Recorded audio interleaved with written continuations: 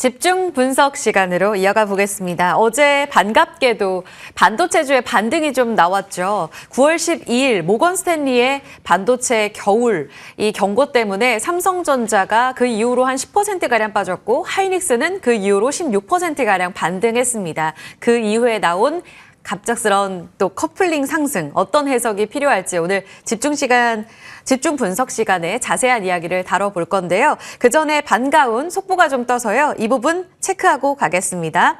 SK하이닉스 실적 나왔네요. 개장 전 자신감 넘치게 좀 일찍 나왔습니다. 매출액은 17조 5천억 원으로 발표되면서 전년 대비 93% 증가한 것으로 확인이 됐습니다. 17조 8천억 원 혹은 18조 원 정도 매출 컨센이었고요. 이에 부합한다라고 보시면 될 것 같아요. 영업이익은 7조 원으로 발표되고 있습니다. 7조 200억 원 정도네요. 전년 대비 흑자 전환. 시장에서는 6조 7천억 원 혹은 6조 8천억 원 예상했는데 이를 상회합니다. 영업이익 기준으로는 역대 최대 분기 이익을 발표하네요. 기대감 섞인 오늘 시간 이분과 함께 자세한 이야기 다뤄보겠습니다. 현대차증권 노근창 리서치센터장 오랜만에 자리해 주셨어요. 센터장님 어서 오세요. 네, 안녕하세요. 항상 전화로만 뵙거나. 그랬나요? 네. 이렇게 또 자리에서 뵙는데 하이닉스까지 좋은 네. 실적을 내놔서 너무 반갑고 네. 오늘 이야기가 좀 기대가 됩니다. 자, 오늘 속보부터 바로 여쭤보죠. 실적 디데이인데 6조 7천억 원, 8천억 원 컨센 뒤집고 7조 원 나왔습니다. 얼마나 잘했다고 보세요? 저희도 사실은 저는 이제 매출액은 저희 추정치대로 나왔고요. 저희도 17.7조 예상했으니까 거의 일치하는 수준이었고 영업이익은 저희가 6.8조 받습니다. 근데 어쨌든 7조라는 또 의미가 좀 상징적인 의미가 있지 않습니까? 그래서 7조를 기록했기 때문에 지금 나온 실적도 중요하지만 4분기부터는 이제 블랙엘 제품이 이제 본격적으로 네. 고객들한테 갈 거고 HBM은 그것보다 좀 더 빨리 간다고 봐야 됩니다. 그래서 4분기에는 이제 HBM 매출도 좀 더 블랙에 관련해서 3E 제품이 이제 매출에 기여하면서 4분기 호시 실적도 좀 예상해도 되지 않을까, 이어질 거로 예상해도 되지 않을까 그렇게 예상하고 있습니다. 7조 원이라는 그 숫자는 4분기에 대한 자신감을 올려줬다. 예. 이렇게 해석을 해주셨어요. 그러니까 삼성전자는 지난달에 발표했을 때 이 영업이익 측면에서 환율이라든지 여러 가지 이유 때문에 컨센을 많이 밑돌았잖아요. 예. 같은 환경 속에서도 확실히 잘했다고 평가할 수 있는 거죠? 사실 마이크론이 힌트를 줬죠. 마이크론이 이제 실적이 나오면서 물론 마이크론은 이제 그 핵의 그 분기 실적의 기간이 좀 다르긴 하지만 한 달이 예. 저희보다 좀 다르긴 합니다. 그렇죠. 네네. 그렇지만 영업이익이 72% 늘었거든요. 직전 분기 대비. 하이닉스는 지금 실적은 지난 2분기 대비 28% 조금 넘게 늘었습니다. 그래서 어떻게 보면 이게 제대로 된 방향성인데 삼성은 이제 감소했다고 하니까 뭔가 좀 이상하게 상식적이지는 않잖아요, 사실은. 네. 물론 이제 삼성전자가 다른 사업부가 좀 많이 있어서 그렇게 볼 수도 있지만 파운드리나 메모리 레거시 쪽으로 워낙 스마트폰도 나갔겠다. 있고 네네. 우리 스마트폰. 가전 사업도 있으니까 그렇지만 그 실적이 나오려면 일단 반도체도 역신장했다고 봐야 되거든요. 근데 마이크론은 72% 늘었고 하이닉스는 28% 늘었는데 삼성 반도체만 지난 2분기 대비 감소했다고 하면 누가 보더라도 이거는 외부 환경보다는 내부적인 이슈로 평가할 수밖에 없지 않습니까? 그래서 네네. 그날 또 바로 이제 하여튼 부회장님께서 사과문도 좀 발표를 네. 한 이유가 네. 이런 좀 업황하고는 무관한 실적에 대한 좀 하여튼 좀 송구스러움을 표현하지 않았나 그래 보고 있습니다. 확실하게 AI에 대한 반도체 사이클을 확인시켜준 마이크론 테크놀로지와 오늘의 하이닉스 실적이다. 삼성은 좀 차치하고 뒤에 삼성전자 더 여쭤볼게요. 그러면 조금 전에 블랙웰 이야기를 하셨는데 얼마 전에 엔비디아 블랙웰 4분기 양산을 할 텐데 한 1년간 완판됐다. 예. 이런 이야기를 하면서 미친 수요 이렇게까지 이야기가 아주 강렬하게 나왔단 말이죠. 예. 고객사가 이렇게 잘하게 되면 그 뒷단에 있는 하이닉스의 수요도 어느 정도는 안도가 되는데 중요한 건 프리미엄이잖아요. 예, 예. 하이닉스가 갖고 있는 이 지배력 우위는 계속 이어질 거라고 보세요? 저희가 봤을 때는 HBM3E, 8단, 12단 모두 어차피 이거는 맞춤 메모리이기 때문에 상당히 오래전부터 조율을 합니다. 그래서 이게 우리가 알고 있는 커모디티 메모리처럼 지금 분기에 물량이 많다고 해서 가격 깎으면서 바로 시장에서 이제 바게닝 파워를 갖는 그런 게임은 좀 아니고요. 미리 이제 HBM이랑 GPU랑 특히 HBM 뒷단에 있는 로직다이랑 GPU랑 계속해서 이제 호환을 하는지를 체크를 하기 때문에 이런 부분은 상당히 가시성이 높고 이미 또 완판됐다는 의미는 하이닉스 HBM 물량도 완판됐다 그렇게 해석을 하시는 게 좋을 것 같고요. 그리고 중요한 거는 이제 이번에 블랙엘 B200이 나왔기 때문에 B200 같은 경우는 이제 그 HBM 용량이 192GB입니다. 그리고 내년에 나올 B300 우리가 보통 이제 블랙엘 울트라라고 표현을 하는데 이 제품이 이제 12단이 들어가면서 288이거든요.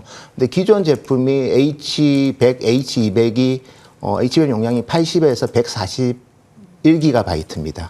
144가 돼야 되는데 실제로는 141기가인데 근데 이번에 블랙엘부터 블랙엘 울트라까지 다 192에서 288이라는 거는 용량만 해도 2.5배가 증가합니다. 그게 이제 내년에 다 팔린다는 거는 HBM 시장도 올해보다는 최소한 2.5배는 성장한다고 보는 게 현실적이겠죠. 예. 그리고 ASP도 좀 올라가기 때문에 그런 부분들 고려해 본다면 뭐 하이닉스의 실적의 가시성은 2025년까지는 다 이어진다고 보시는 게 조금 더 합리적일 것 같습니다. 어제요, 광노정 사장, SK하이닉스 사장도 HBM3 12단 공급 예정대로 진행될 거다라는 이야기를 했는데 자신감 넘치는 근거 있는 이야기로 볼 수 있겠네요. 네, 저희는 이미 뭐 다 어느 정도 조율이 끝났다고 보고 있고요.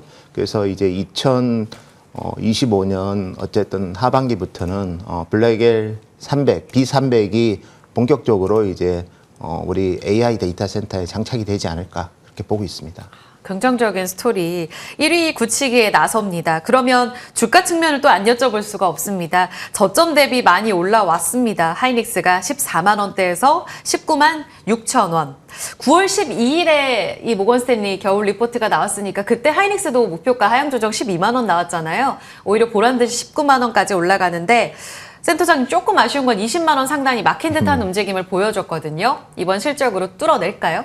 저는 뭐 20만 원은 뭐 어제 또 어쨌든 미국 시장도 좀 안 좋긴 했지만 당장 20만 원의 안착은 뭐 좀 더 시간이 걸릴 수는 있지만 저는 개인적으로 이제 엔비디아 실적이 나오는 11월에는 뭐 안착할 확률이 상당히 높지 않나 그래 보고 있고요. 특히 2025년의 실적의 가시성도 상당히 높기 때문에 뭐 저희 목표 주가도 어쨌든 20만 원 넘게 저희가 제시하고 있기 때문에 저는 뭐 주가에 대한 얘기는 참 조심스럽긴 하지만 어쨌든 업황하고 하이닉스 실적을 고려해 본다면 저희는 안착 가능성에 좀 더 무게를 두고 있습니다. 저 궁금한 게요. 하이닉스에서 3분기 이번에 잘했고 4분기에 대한 가시성도 높이는 실적 발표가 이번에 나왔잖아요. 그럼에도 하이닉스 한 번 더 보고 가야 20만 원 뚫을 텐데라고 보시는 이유는 아니, 그때 뭘 기다리는 걸까요? 뭐 그것보다는 이제 저는 이제 사실 주가 얘기는 저희는 이제 목표 주가라는 게 어쨌든 뭐 전체적으로 상대 가치 비교로 하는 건데 네. 다만 이제 엔비디아 얘기가 아직 나온 건 아니잖아요. 엔비디아 실적에서 완전히 나온 건 엔비디아가 아니고. 이제 젠슨항이 또 무슨 얘기를 할 때가 좀 더 컨빅션이 있을 거고 지금 엔비디아 주가가 신고가를 가는 이유는 딱 하나입니다. TSMC 실적에서 HPC의 그 실적이 3분기에도 뭐 양호했고 직전 분기 대비 11% 가까이 매출이 증가했거든요. 그래서 사실은 이제 HPC 매출액이 12% 늘었다는 건 엔비디아의 매출액 가이던스인 8.2% QOQ로 증가보다 훨씬 높게 나왔죠. 그 말은 3분기 엔비디아 실적도 블랙엘 없이도 또 생각보다 실적이 좋았다는 걸 암시하기 때문에 엔비디아 주가가 이제 어쨌든 전 고점을 뚫었다고 보고 있고요. 그런데 좀 더 확실한 그래도 힌트는 그쵸. 엔비디아 실적 나올 때 4분기 그리고 2025년에 대해서 젠슨항이 얘기할 때는 좀 더 뜨겁지 않을까 그렇게 저는 보고 있습니다. 곤란한 질문을 제가 드렸어요. 그렇죠? 방송 전에도 주가보다는 업황 이야기 좀 더 합시다 이런 이야기를 하셨는데 힌트가 되는 건 리포트예요. 26만 5천 원으로 지금 현대차증권에선 하이닉스 TP 잡고 있거든요. 이 부분 체크하시되 다만 19일에 이제 다음 달 엔비디아 실적 발표가 나오니 조금 더 확실하게 가자 이렇게 정리할게요. 그러면 소부장 궁금합니다. 센터장님, 하이닉스 필두로 올라가면서 엔비디아가 최근 143달러까지 갔으니까 이때 같이 따라갔던 쪽이 아무래도 HBM 관련해서 조금 더 연결고리가 깊은 밸류체인들이었었거든요. 예. 뭐 이수페타시스라든지. 계속 이들의 강세가 지속될까요? 아니면 덜 오른 쪽 보십니까? 저는 뭐 기본적으로는 2025년에 글로벌 반도체 설비 투자가 시장 예상보다는 높지는 않을 거라고 봅니다. TSMC는 내년에 뭐 역대급 투자를 하겠지만 인텔 그리고 삼성 파운드리의 설비 투자가 감소가 불가피할 것 같고요. 그래서 저희는 뭐 소부장을 전반적으로 보기보다는 여전히 AI 반도체 관련된 기업으로 어쨌든 좋게 보는데, 다만 이제 주가가 워낙 급하게 오르는 경우도 있기 때문에 네. 좋은 가격에서 사는 전략으로 좀 접근하는 전략이 좋지 않을까 그렇게 보고 있습니다. 삼성 이야기 해볼까요? 엔비디아 콜 통과가 핵심이 될지 아니면 이게 아닌지, 이제 지난 실적 발표 때 말씀하신 대로 사과문도 제시를 했는데 어제 대량 수급이 들어오긴 했지만 아직도 6만 전자가 안 됩니다. 다음 주에 실적 발표가 뭔가 단초가 될까요? 저는 뭐 아주 의미 있는 변화는 다음 주에 있지는 않을 것 같고요. 어차피 바로 변화가 있을 거면 굳이 사과문을 쓸 필요가 없는 거죠. 3개월 만에 있을 변화를 굳이 뭐 변명하는 것 자체가 이상한 거니까 단기적인 변화는 저는 쉽지 않을 거라고 보고 있고, 다만 중기적인 변화는 뭐 노력하기에 따라서 얼마든지 변할 수 있다 이렇게 보고 있습니다. 엔비디아도 봐야겠고, 그리고 앞으로 그러면 삼성전자의 과제는 무엇이라 보시는지, 앞서 제가 오프닝 때도 이야기를 드렸지만 반도체 겨울 모건 스탠리의 리포트 나온 이후로 하이닉스는 올랐는데 삼성전자는 한 10% 가까이 더 빠졌으니까 사실상 뭐 이를 방증했던 내용이 아닐까 싶기도 해요. 지금 삼성전자의 가장 큰 과제는 무엇이라 보시는지 궁금합니다. 뭐 가장 큰 거는 이제 세상이 변한 거에 대해서 이제 빨리 캐치업을 해야 된다고 봅니다. 그래서 메모리 AI. 반도체 같은 경우에는 어차피 양산 기술, 그리고 어떻게 보면 생산 캐파가 제일 중요했다면 파운드리 비즈니스는 좀 업의 성격이 다르죠. 맞춤 대응인 거고. 근데 HBM의 비즈니스도 약간 파운드리 성격이 상당히 강합니다.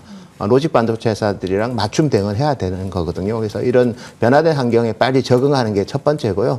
두 번째는 그 변화된 환경에 대응할 수 있는 좀 조직 문화 개선도 좀 같이 필요하지 않을까 그렇게 봐집니다. 다음으로는 우리랑은 조금 다르게 아주 강한 실적을 보여주고 있는 TSMC 궁금합니다. 지금 TSMC는 파운드리 1위 굳히기에 나서면서 삼성전자의 격차를 더 벌리고 있고, 그래서 삼정이 더 초조한 것도 맞잖아요, 센터장님. 그리고 엔비디아, 최근에 이 둘 간의 갈등설이 나오기도 했는데 공고한 관계는 계속될까요? 갈등설은 의미 없는 얘기라고 저는 봐집니다. 대안도 없는데 무슨 갈등이 있겠습니까? 예, 그래서 그거는 같이 그냥 우리 일부 언론에서 그냥 뭐 자극적으로 쓴 거라고 보고 있고, 상당히 공고한 협업을 하고 있는 건 저희는 계속해서 네네. 확인하고 있기 때문에 예. 그런 부분은 뭐 크게 의심할 필요는 없을 것 같고요. 저희는 여전히 AI 데이터 센터를 교체해야 된다는 클라우드 사업자, 일반 기업, 그리고 소버린 AI, 통신사들의 니즈를 본다면 양사의 성장은 당연히 이어질 거고요. 두 번째는 이제 TSMC 실적에서 저희가 눈여겨볼 부분은 인텔하고 이제 삼성 파운드리는 이제 올해부터 설비 투자를 좀 특히 삼성은 좀 줄이고 있고요. 예. 내년에는 이제 인텔까지도 상당히 많이 줄일 거예요. 그래서 이 말은 뭐냐면 TSMC의 독주가 더 견고해질 거라고 봅니다. 그래서 이번 올해 같은 경우에 TSMC 시장 점유율이 한 64%, 작년에 59%였거든요. 근데 지금 내년에 설비 투자를 TSMC만 상당히 많이 하고 두 회사는 설비 투자를 줄이기 때문에 이 상황은 결국은 TSMC 점유율이 2, 3년 내에 한 70% 육박할 가능성도 상당히 있다. 그 말은 세상을 이제 거의 의미 있게 지배하는 국면에 왔기 때문에 그 강세는 당분간은 이어지지 않을까 그래 보고 있고, 그리고 고객들도 지금은 어쨌든 뭐 TSMC에 대한 불만도 많지만 네. 일단 대안이 없기 때문에 그 불만이라는 게 사실은 협상하려는 그 툴이지 그게 의미 있는 변화로 가지는 않을 것 같아요. 그래서 저희는 TSMC 관련해서 관련 기업들도 상당 기간은 좀 고성장을 더 이어가지 않을까 그렇게 예상하고 있습니다. 그렇군요. 우리만의 어떤 희망 회로였던 것 같아요. 반사수혜보다는 조금 더 업한 그 본질에 집중하는 게 좋겠습니다. 그래서 마지막 질문 큰 그림으로 좀 여쭤볼게요. 결국은 반도체는 사이클 산업이기 때문에 여기서 매도 이 타이밍을 잘 보시면서 들어가시는 분들이 많을 텐데, 이번 사이클에서는 결국 IT 투톱의 움직임은 굉장히 많이 엇갈리고 있습니다. 큰 틀에서 내년까지의 전망, 그 안에 전략은요? 그래서 뭐 반도체 겨울론이 일부 있기는 있었습니다. 그렇지만 업황의 겨울은 내년에도 없을 것 같고요. 기업별 뭐 온도차는 분명히 2025년까지는 이어질 것 같습니다. 그래서 저는 지금 시대가 과거에도 뭐 양극화, 뭐 빈익빈 부익부가 있었다면 최근에 반도체 업황은 정말 1등 기업이 더 세게 점유율이 올라가는 국면에 온 거는 분명한 것 같아요. 그래서 저는 큰 그림은 겨울은 1등 기업한테 없을 거고 그리고 이제 전략은 이제 1등 기업이 펀더멘탈 2의 이유로 빠질 때 잘 사는 전략이 가장 안전한 방법이지 않을까 그래 봐집니다. 기회를 잘 봐야 되겠고요. 선택적인 겨울, 선택적인 그 뜨거운 온도 안에서 전략을 잘 체크하는 게 중요하겠습니다. 큰 그림까지 잘 그려주셨어요. 오늘 개장 전 귀한 시간 내주신 현대차증권 노근창 리서치센터장과 인사 나누겠습니다. 오늘 말씀 고맙습니다. 네, 감사합니다.